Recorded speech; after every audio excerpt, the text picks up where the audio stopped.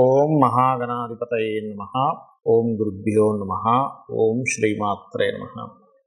పరమేశ్వర స్వరూపమైనటువంటి జ్యోతిష, వాస్తు మరియు ఇతర అనేకమైనటువంటి శాస్త్రములను మనకు అందించినటువంటి మహర్షులకి నమస్కారం.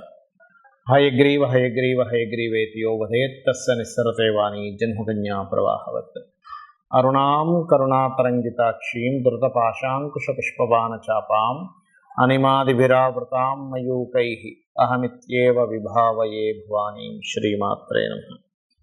ప్రేక్షకులకి ఆ లలితాంబిక అమ్మవారి యొక్క అనుగ్రహం పరిపూర్ణంగా కలగాలని మనస్ఫూర్తిగా కోరుకుంటూ మనం ఈరోజు చెప్పుకోబోయే టాపిక్ ఏమిటి అంటే, ప్రస్తుతం ఉన్నటువంటి గోచార గ్రహాలు ఏవైతే ఉన్నాయో కాస్త అగ్రెసివ్ కలిగించేటువంటి ఫలితాలు ఇచ్చేటువంటి దాంట్లో ఉండడం వల్ల మనం ఆల్రెడీ డిసెంబర్ జనవరిలోనే ప్రిడిక్షన్ ఇవ్వడం జరిగింది. అదేదో మన గొప్పతనం కాదు.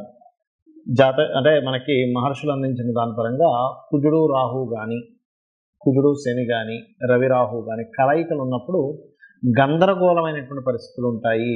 గొడవలు, పోలీసులు, అరెస్టులు, లేకపోతే ఇట్లాంటివి ఉంటాయని చెప్పడం జరిగింది. పాత వీడియోలోకి వెళ్తే మీకు కనబడుతుంది చాలా స్పష్టంగా. అయితే ఇది చాలామంది అడుగుతుంది ఏమిటంటే, నన్ను ఏమండి మరి ఈ కాంబినేషన్ ఎప్పటి వరకు ఉంది, దీనికి మా రాశి వారు ఏదైనా చేసుకోవాలా అని ఎవరికి వాళ్ళు అడుగుతూ ఉన్నారు నాకు.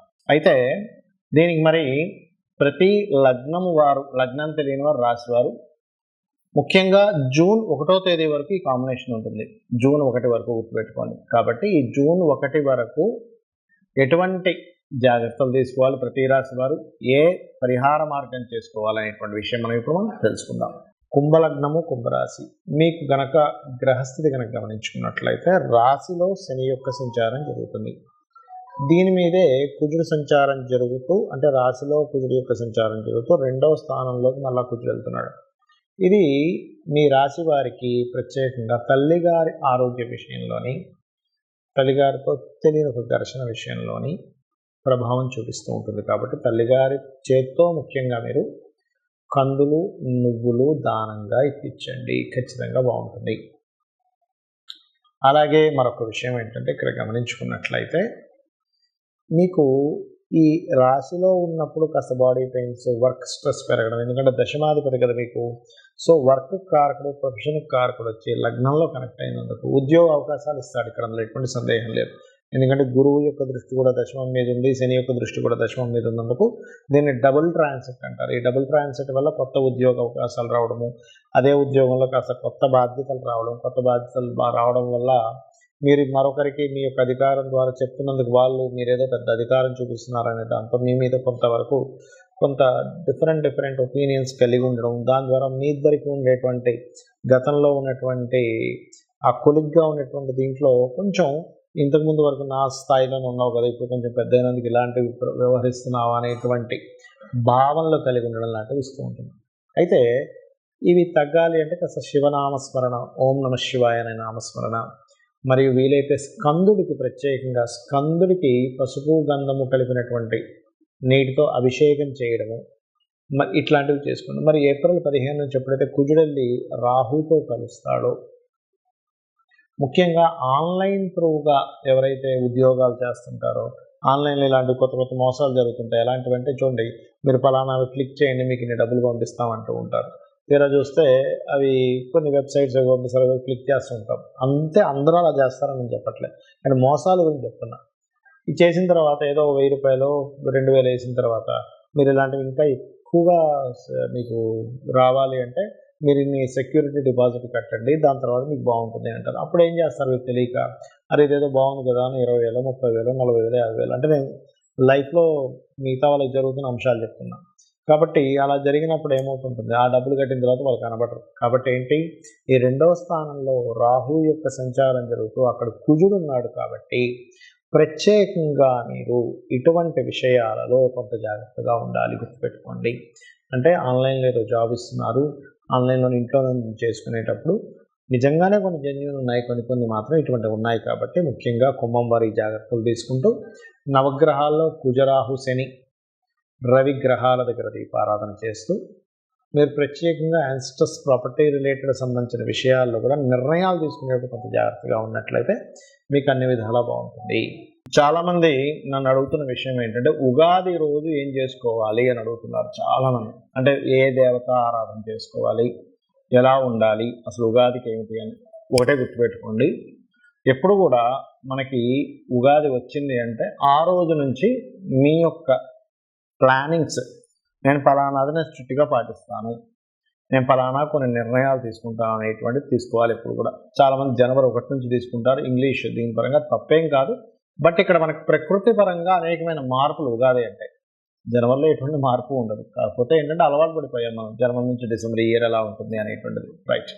అయితే మీరు తీసుకునేటువంటి నిర్ణయాన్ని భగవంతుల ముందు కూర్చొని సంకల్పం చేసుకుని, స్వామి లేదా అమ్మవారు అయితే అమ్మవారు, స్వామి అయితే స్వామి ముందు కూర్చొని, ఈశ్వరుడే అనుకోండి, నారాయణుడే అనుకోండి, కూర్చొని నేను ఈ రోజు నుంచి నేను ఫలానా వ్యసనాలు ఏమైనా ఉంటే వదిలేస్తున్నాను, ఏదైనా కామక్రోధాది సంబంధించిన వికారాలు ఉంటే నేను వదిలేస్తున్నాను. ఎందుకంటే నేను ప్రత్యేకంగా క్రోధ సంబంధించిన ఎందుకు చెప్తున్నానంటే ఈ క్రోధీనామ సంవత్సరం అంటారు. అంటే ఏమిటి, ఒకరి మీద ఒకరు ద్వేషాలు, కోపాలు, గొడవలు ఇవి ఇచ్చేటువంటి సంబంధం ఉంటుంది. బికాజ్ ఆఫ్ ఈ ఉగాది మంగళవారం వస్తుంది. మంగళుడు అంటే కుజుడు. కుజుడు సహజంగానే ఉగాది సమయానికి పాపగ్రహాలతో కలిసి ఉంటున్నాడు కాబట్టి ఒకరి మీద ఒకరికి కోపాలు, ద్వేషాలు, గొడవలు ఇవి ఎక్కువగా ఉండే సంవత్సరం అంటారు. అందుకని వీలున్నంత మట్టుకు ఈ సంవత్సరం అంతా కూడా చండీ హోమం చేసుకోవడం కానీ, లేకపోతే మీరు శివ అభిషేకం చేసుకోవడం కానీ, ఏమంటే మేము పలానా దగ్గర చేస్తున్నారు వెళ్ళాలంటే వెళ్ళండి, లేదు అలా కాదు ఇంట్లో కూర్చొని నాకు చేసుకునే స్తోమతం చక్కగా ఇంట్లో కూర్చొని చేసుకోండి. అభిషేకం కానివ్వండి, హోమం కానివ్వండి, ఏదైనా కానివ్వండి. మరి అది చేసుకోలేని స్థితిలో ఉన్నానండి, నాకు ఎలాగా, నాకు అన్ని డబ్బులు నేను కట్టలేను, చాలా కాస్ట్కి సంబంధించినవి, ఏమీ టెన్షన్ పడద్దు. చక్కగా ధ్యానంలో కూర్చొని మీరు హోమం చేస్తున్నట్టుగా ధ్యానంలో ఉండండి. ఆటోమేటిక్గా హోమం చేసిన ఫలితం అంటే మీరు స్థితి కట్టలేని స్థితిలో ఉన్నవారు, ఆల్రెడీ ధనం ఉంది, 3,000 లక్షలు సంపాదిస్తున్నాను, నేను అలా కూర్చుంటానంటే కాదు. ఎందుకంటే మీ వల్ల నలుగురికి ఉపయోగం ఉండాలి కాబట్టి ఆ రకంగా ఒకటి చేసుకోండి. అలాగే ఉగాది రోజు ఖచ్చితంగా మీరు ఆలయానికి వెళ్ళడం నేర్చుకోండి. ఉగాది పచ్చడి ఎలాగో ఇంట్లో చేసుకుంటాం, ఇంట్లో పూజ చేసుకుంటాం, ఆలయానికి వెళ్ళడం, ఏదైనా ఒక మంచి పూజ చేయించుకోవడం ఏమవుతుందంటే ఆ రోజు నుంచి మీ యొక్క అభివృద్ధి అనేటువంటిది బాగుండడం జరుగుతుంది. ఆ యొక్క క్రతువు ఏదైతే మీరు ఇంట్లో సత్యనారాయణ వ్రతమే అనుకోండి, చండీ హోమమే అనుకోండి, అభిషేకమే అనుకోండి, లేకపోతే ఓ 10 మందికి చక్కగా అన్నదానమైనా చేయొచ్చు. అంటే ఒక మంచి పని, మీ వల్ల 10 మంది పేదలకి ఆకలి తీరింది, ఇదొక పుణ్యంగా మారుతుంది. ఇక్కడ ఇంకొక విషయం చెప్తాను ఏమిటంటే, ఇప్పుడు వరకు మనం చెప్పుకున్నాం కుజరాహువులు, కుజశనులు ఈ కాంబినేషన్ వల్ల కొంచెం జాగ్రత్తగా ఉండాలి జూన్ 1 వరకు అని. అయితే దీనికి పర్టికులర్గా ఏంటంటే ఈ కాంబినేషను వల్ల మీ పర్సనల్ చార్ట్లో కూడా ఇటువంటి కాంబినేషన్ ఏదైనా ఉంటే, అంటే మీ జాతకంలో శని కుజులు కలిసి ఉన్నారండి, శని రవి కలిసి ఉన్నారు, లేదా రాహు రవి కలిసి ఉన్నారు అన్నప్పుడు మీ జాతకంలో చూసుకుంటే కనబడుతుంది.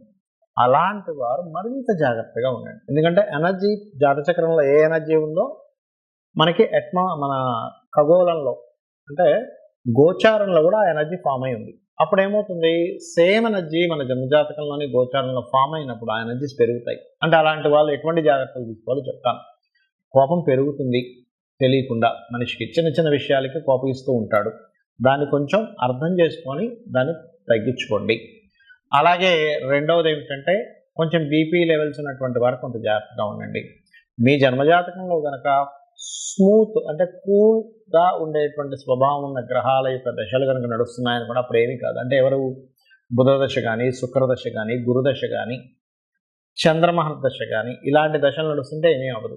అలా కాకుండా లేదండి మాకు కుజదశ నడుస్తుంది, శని మహర్దశ నడుస్తుంది, రాహుదశ నడుస్తుంది అంటే అగ్రెసివ్ కలిగించే దశలు నడుస్తూ అవి పర్టికులర్గా లగ్నానికో, షష్టమ స్థానానికో అంటే 6వ స్థానానికో, 8వ స్థానానికో ఇలా కనెక్టివిటీస్ ఉన్నప్పుడు మాత్రం కొంచెం ప్రతి విషయాన్ని మీరు మాట్లాడేటప్పుడు కానీ కొంచెం జాగ్రత్తగా ఉండండి. అంటే గోచారంలో ఈ గ్రహాల యొక్క స్థితి ఉన్నప్పుడు మీ జన్మజాతకంలో ఆ దశలు నడిచేటప్పుడు అది కోరిలేట్ అయి దాని ప్రభావం పెరుగుతుంది.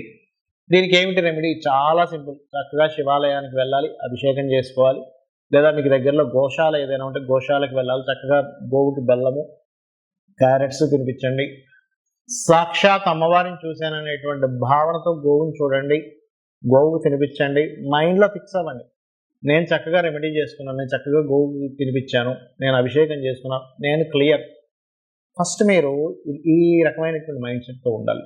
అప్పుడు ఏమవుతుందంటే మీ జన్మజాతకంలో ఎటువంటి దోషం ఉన్నా, గోచారంలో ఎటువంటి దోషాలు ఏర్పడినా ఏమీ అవ్వదు. ఫస్ట్ మీరు నేను అమ్మవారి పాదాలు పట్టుకున్నాను, అమ్మవారు నాతో ఉంది, నాకు ఏమీ కాదనేటువంటి భావన మీలో రావాలి.